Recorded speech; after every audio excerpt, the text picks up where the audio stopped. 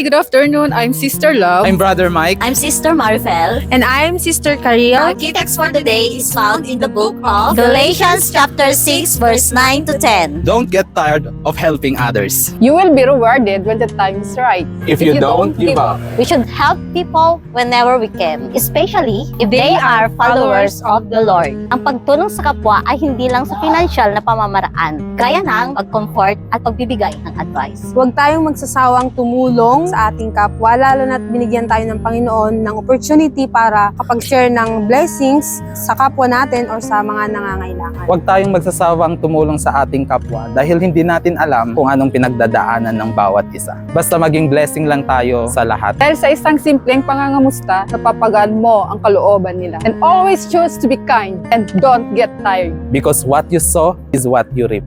Dahil kung ano ang iyong itinanim, siya din ang iyong aanihin. Thank you. And God bless. See you in our next vlog.